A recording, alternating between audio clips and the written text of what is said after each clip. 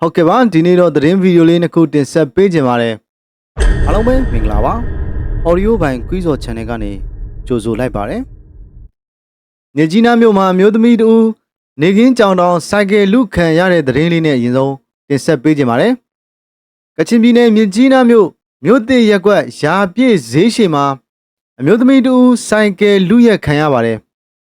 မတ်လ2ရက်နေ့မနက်အစောပိုင်းမှာဖြစ်ပွားခဲ့တယ်လို့လည်းသိရတယ်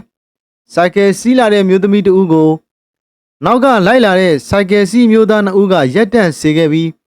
စိုက်ကယ်ကိုလူရက်သွားခဲ့တာဖြစ်ပါတယ်ဖြစ်စဉ် CCTV ဗီဒီယိုဖိုင်လေးကိုလည်းကြည့်လိုက်အောင်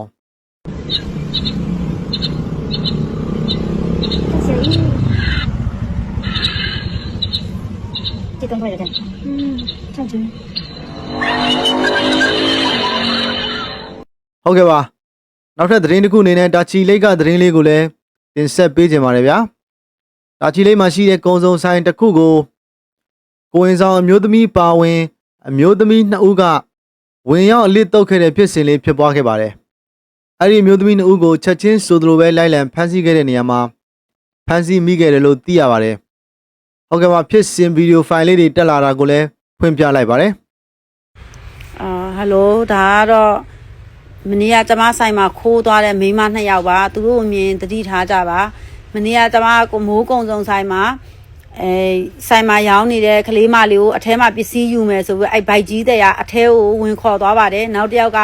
ကောင်တာနာကနေပတ်စံအိတ်ကိုယူပြီးတော့သူတို့ပါလာတဲ့ဆလာအိတ်နဲ့ထည့်ပြီးသွားပါတယ်တက်စီသမားမျိုးစုံနဲ့သွားအဲ့ဒါနောက်ကနေလိုက်ပြီးတော့ကျမတို့လိုက်ဖက်တာအဲ့တဲကိုခမ်းပါပါတာချီလိမ့်မှာလှုပ်ရှားနေတာတော်တော်ကြာနေပါပြီသူတို့ခဏနေရဲစခန်းပို့ပါတော့မယ်အဲ့ဒါတာချီလိမ့်ရလူတွေသိအောင်လို့ကျမကတင်ပေးခြင်းဖြစ်ပါတယ်ဒီမိန်းမ2ယောက်ကိုတွေ့ရင်တတိထားကြပါ